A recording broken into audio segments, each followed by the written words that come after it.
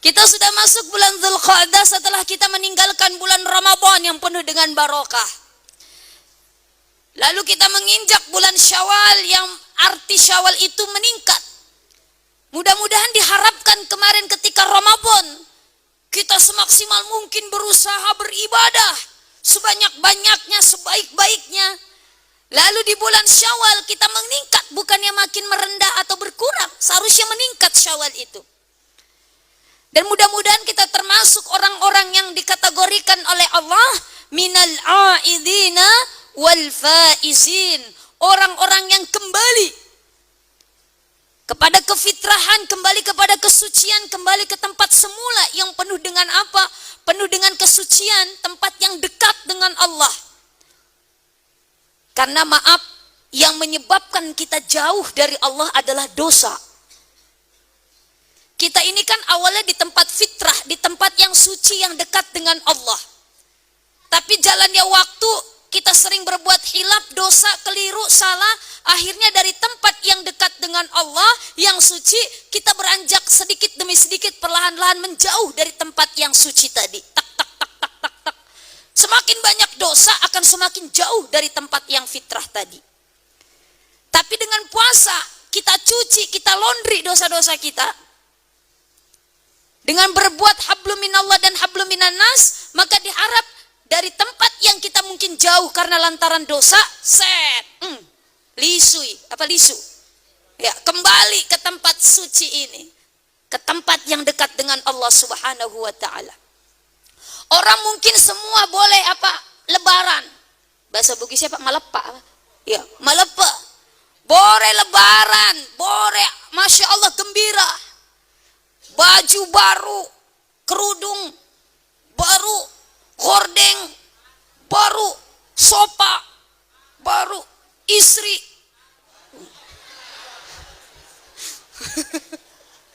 masya Allah serba baru. Kenapa menyambut satu hari saja, tapi penyambutannya berbulan-bulan? Boleh semua orang lebaran, tapi tidak semua orang beridul fitri. Kenapa? Karena hanya orang-orang yang mau memanfaatkan momen tersebut untuk apa? Benar-benar kembali kepada kefitrahan. Nah, ada satu riwayat mengenai satu Syawal, mengenai Idul Fitri. Ketika sudah sholat, Rasulullah Sallallahu Alaihi Wasallam duduk termenung. Diperhatikan oleh para sahabat, tiba-tiba ini Rasulullah dengan tiba-tiba langsung bilang amin, amin, amin. Seakan-akan beliau mengaminkan doanya orang. Amin. Tidak lama kemudian amin. Lalu amin. Ini para sahabat yang memperhatikan bingung. Ini Rasulullah kenapa kok duduk termenung tapi tiba-tiba mengaminkan doa, kayak seakan-akan dia mengaminkan doanya orang. Lalu salah seorang sahabat penasaran, ya Rasulullah, dari tadi saya perhatikan Anda, wahai Rasulullah, duduk termenung setelah sholat Idul Fitri, lalu Anda kok tiba-tiba amin, amin, amin sampai 3 kali. Kami penasaran ya Rasulullah, kira-kira ada apa? Ya Rasulullah, ada apa? Rasulullah menjawab, mungkin kalian penasaran ya, kenapa kok saya tadi begitu? Iya Rasulullah, kamu tahu? Tidak tahu, orang belum dikasih tahu. Kamu tahu bahwa tadi saya kedatangan malaikat Jibril. Ini Rasulullah bisa melihat malaikat Jibril. Kalau kita mungkin hanya bisa melihat Jibril. Kebetulan sama Bali bola namanya Jibril. Ini malaikat Jibril datang kepada saya, kata Rasulullah. Lalu apa yang dilakukan Jibril kamu tahu tidak? Jibril berdoa kepada Allah dan saya mengaminkan. Bayangkan, kalau yang doa sudah sekelas malaikat Jibril, malaikat ini, lalu diaminkan oleh orang yang dipilih oleh Allah, manusia pilihan, manusia yang paling mulia, diaminkan oleh orang yang paling mulia yaitu Rasulullah, sudah 1000% doanya dikabul oleh Allah. Kira-kira yang jadi pertanyaan, doa apa yang diminta malaikat Jibril? Mau tahu nggak Pak? Ibu mau tahu nggak Bu? Kasih tahu nggak ya? Yang diminta oleh malaikat Jibril 3. Apa yang diminta? Yang pertama, ya Allah, ya Rahman, ya Karim, di tanggal 1 Syawal ini, di hari yang penuh dengan kemenangan ini, saya memohon, ya hai Allah, Jibril memohon kepadamu, ya Allah, tolong jangan engkau terima puasanya, doanya, amal ibadahnya, kebaikannya anak-anak yang durhaka kepada orang tuanya. Jadi kalau kita masih punya orang tua dan merasa bahwa hubungan kita dengan orang tua begitu jelek, rusak silaturahminya, Masya Allah ya Rabbi ya Karim, kita termasuk orang-orang yang didoakan oleh Jibril, puasa kita, ibadah kita kemarin tidak diterima oleh Allah. Hati-hati. Al-Quran, hadis banyak yang meriwayatkan, Al-Quran banyak mengisyaratkan kita untuk berbuat baik kepada orang tua kita. Bahkan kita berkata, saja tidak boleh, apalagi sampai menyakiti perasaan hati orang tua kita. Apalagi seorang ibu, hamalatu ummu wahnan ala wahnin, yang mengandung dari payah kepayahan, Masya Allah. 9 bulan, apalagi kalau sudah bulannya 9, sudah matampu 9 bulan, ya Allah, tidur miring ke kanan enggak bisa, tidur miring ke kiri enggak bisa, celentang enggak bisa, apalagi tengkurap. Ya Allah ya Rabbi ya Karim. Lalu dengan segenap tenaganya antara hidup dan mati mengeluarkan seorang anak manusia. Bahkan dia rela, biarlah saya yang mati asalkan anak saya bisa lahir ke dunia ini. Lalu disusukan, Masya Allah, dirawat penuh dengan kasih sayang. Bahkan tidak bisa tidur. Malamnya harus apa? Mengurus kita. Tapi ternyata sudah dewasa, Masya Allah, kita bukan bahkan membalasnya. Bahkan kita menyakiti perasaan hati orang tua kita. Sebesar apapun yang kita berikan kepada orang tua, tidak akan pernah terbalaskan jasa-jasa mereka. Apalagi ayah membanting tulang sampai kulitnya hitam legang, magalung, mencari nafkah agar anaknya bisa hidup dengan layak, sekolah dan sebagainya. Lalu apa balasannya? Janganlah, maaf, mudah-mudahan kita bukan termasuk orang-orang yang seperti sahabat Rasulullah Alqamah. Padahal beliau orang yang ahli ibadah, sholat berjamaahnya tidak pernah ketinggalan. Ibadahnya bagus, tapi ketika syakaratul maut, ketika sedang madang, tidak bisa mengucapkan kalimat thayyibah, la, tersangkut. Ini sahabat heran, kenapa ini aku? Padahal dia rajin ibadah, sholat berjamaah tidak pernah ketinggalan, kenapa kok bisa seperti ini? Mereka tanya pada istrinya, ternyata apa? Ternyata Alqamah pernah menyakiti hati seorang ibu. Bahkan ibunya tinggal sendirian, tidak dirawat, tidak dipelihara dan sebagainya, tinggal sendirian dengan tua renta. Dia hanya peduli kepada istrinya ketika sudah menikah. Karena sakit hati, Masya Allah ini ibunya. Sehingga ketika Alqamah syakaratul maut, tidak dapat melafadzkan kalimat la ilaha illallah. Padahal apa? Man akhiral kalam la ilaha illallah dakhulal jannah. Barang siapa di akhir kalimatnya dapat melafadzkan kalimat la ilaha, magai madodong, la ilaha, tidak ada Tuhan selain Allah, Muhammadur Rasulullah, dakhulal jannah, maka dia masuk surga. Ini Alqamah nggak bisa. Tapi karena bujuk rayuan Rasulullah, bahkan Rasulullah sampai memberikan peringatan, wahai ibu, kalau Anda tidak memaafkan, biarlah Alqamah dibakar saja di dunia daripada dia dibakar di neraka. Sahabat, kumpulkan kayu bakar, bakar Alqamah. Ini hati seorang ibu begitu sakitnya, tapi tetap rasa kasih sayangnya. Karena dia punya rahim, kasih sayangnya, tidak dihiraukan sakit hati sebesar apapun, sesakit apapun, tapi dia tetap memaafkan Alqamah. Setelah dimaafkan, lalu Alqamah pun dapat mengucapkan kalimat la ilaha illallah. Ini gambaran anak-anak yang durhaka. Masya Allah. Makanya Allah pun mengisyaratkan kepada kita ketika kita mengucapkan mengucapkan syukur kepada Allah, jangan lupa juga kita mengucapkan syukur lantaran kedua orang tua kita. Inilah yang diajarkan oleh Nabi Sulaiman di dalam surat An-Naml ayat 19. Beliau bersyukur kenapa salah satu keistimewaan Nabi Sulaiman adalah apa? Dapat paham bahasa binatang. Jadi ada satu cerita ketika Sulaiman dan para pasukannya sedang berjalan, ini pasukan semut, dia teriak ini komandannya. Hei, menurut isyaratnya semut. Hei, masuk ke lubang masing-masing, ada Sulaiman dan pasukannya, jangan sampai kita terinjak. Ini Sulaiman mendengar percakapan semut, ketawa. Fatabassama kadhahikan. Lalu ketawalah Nabi Sulaiman sambil tertawa terbahak lantaran apa min qauliha, karena perkataan semut.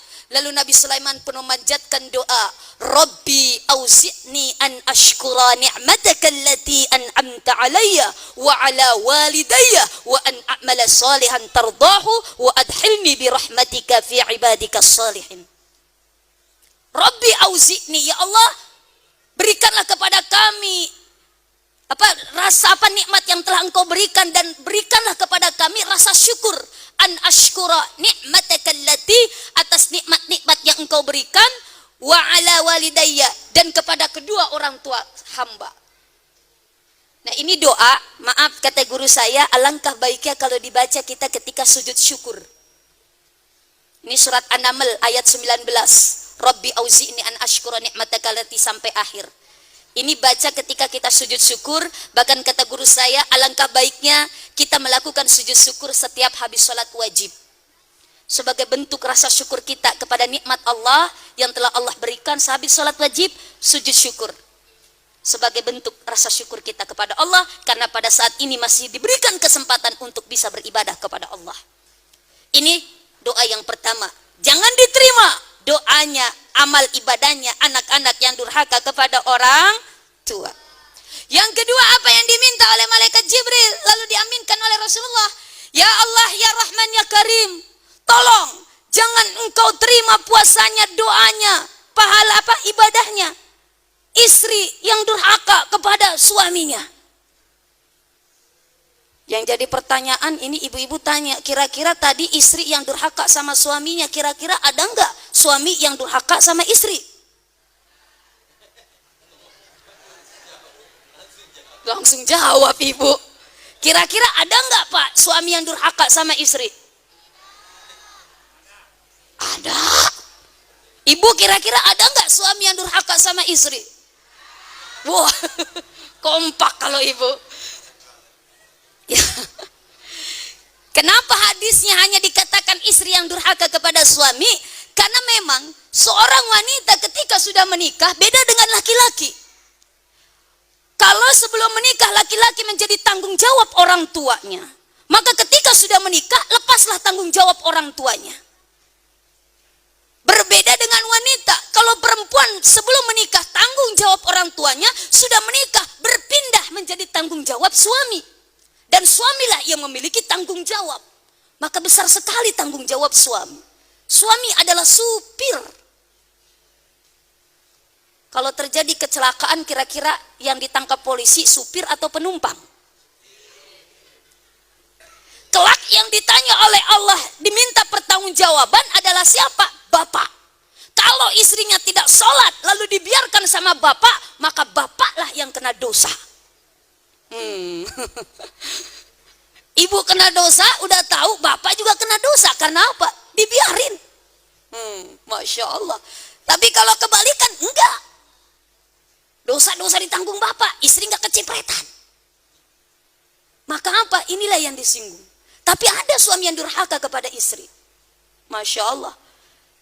Ada suami, maaf, ini ada yang curhat sama saya melalui SMS. Ada suami nyuruh istrinya jadi TKW di Hong Kong. Mah, pergi ke Hong Kong. Ngapain? Kerja. Loh, kenapa bukan bapak? Udahlah, kalau di sana perempuan enak, besar peluangnya jadi TKW di Hong Kong. Loh bapak, udah saya di sini jaga kandang. Jaga kandang katanya. Jaga gawang katanya di sini. Masya Allah. Akhirnya apa? Istrinya atas perintah suaminya pergi jadi TKW di Hong Kong. Dengan usaha beliau, Masya Allah, ya Rabbi ya Karim, tiap bulan dia kirimi gajinya kepada suami dan anaknya di kampung. Tidak cukup 1 tahun, ya Allah ya Rabbi ya Karim, ternyata suaminya kawin lagi di kampung. Dan kawinnya biayanya atas siapa? Atas kiriman gaji daripada istrinya yang bekerja di Hong Kong. Bahkan membiayai istrinya. Dibuatkan rumah istri baru.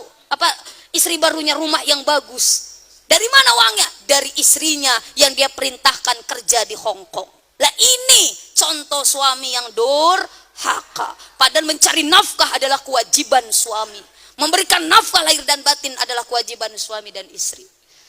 Tapi ada juga ya istri yang durhaka, inilah yang disinggung. Yang kurang bersyukur kepada pemberian suami. Yang tidak taat kepada suami selama tidak bertentangan perintahnya dengan ajaran Islam. Makanya maaf, Bu, Ibu. Yang ketiga, apa yang diminta malaikat Jibril? Ya Allah, ya Rahman, ya Karim, tolong jangan engkau terima puasanya, ibadahnya, amal ibadahnya Ramadan kemarin orang muslim yang memutuskan tali silaturahmi dan tidak memberi maaf kepada sesama muslim.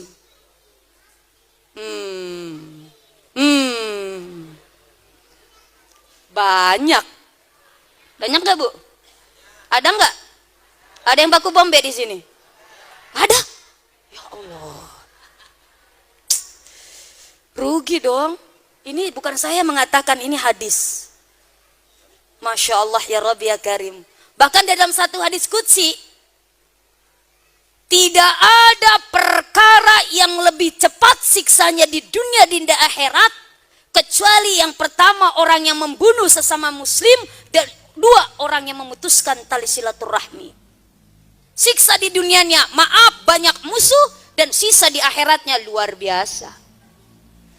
Maka dari itu sayang-sayang kalau kita hanya hablum minallah, kita kuatkan pondasinya, tapi hablum minanasnya kita rusak. Apalagi kita bisa menyakiti hati orang lain, kita ambil haknya orang lain, kita zolimi, maaf. Nanti di akhirat kan ada 3 macam tipe manusia. Ada yang datang dalam keadaan orang kaya, kaya dengan amal ibadahnya. Ada yang datang dalam keadaan keasi-asi, orang miskin, karena tidak ada amalnya. Yang ketiga, ada yang datang, awalnya dia menjadi orang kaya, amalnya bagus, sholatnya bagus, puasanya oke, zakat infaknya banyak, hajinya tiap tahun, umrohnya tiap tahun. Tapi maaf, ketika datang di hadapan Allah, kamu bagus amalnya, banyak amal ibadahnya kepadaku. Tapi maaf, karena silaturahminya rusak. Dia mengambil haknya orang lain, dia berbuat zalim kepada orang lain, dia menyakiti hati orang lain. Ketika sudah mendapatkan tiket surga, datang si A, protes Allah. Memang dia bagus amal ibadahnya kepada engkau, tapi maaf, dia pernah mengambil hak saya, dan saya sampai sekarang tidak ikhlas dan tidak ridho. Kasih amalannya si A, set. Datang lagi si B, Allah, dia pernah berbuat zalim kepada saya tidak ikhlas dan tidak ridho. Kasih lagi si B, set. Datang lagi si C, ya Allah, dia pernah fitnah saya. Satu kampung termakan dengan fitnahannya, saya tidak ikhlas dan tidak ridho. Kasih lagi si B, C, set. Datang lagi si D, set, set. Lama-lama bukan habis, capu. Oh sama, capu. Bahkan maaf, maka dia menjadi, walaupun dia tahu sogi, tapi menjadi orang yang muflis. Orang yang bangkrut. Bahasa Bugisnya bangkero, cipuru, apa? Cipuru, bangkrut. Bahkan kalau ada orang yang masih tersakiti, amal ibadahnya dia sudah habis dibagi-bagi, dosa orang yang tersakiti dilemparkan ke dia, dan dia pun dilemparkan ke dalam neraka. Na'udzubillah min.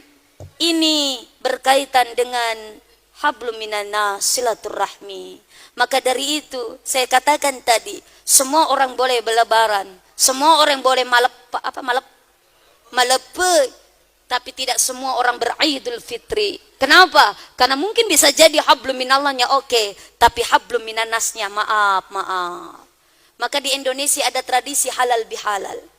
Masya Allah. Maka dari itu, kalau di antara kita ada yang dendam, ada amarah di antara kita, yuk kita belajar bersihkan hati kita dari segala kotoran-kotoran yang bisa membuat hati kita kotor, membuat hati kita menjadi hitam, membuat hati kita punya penyakit.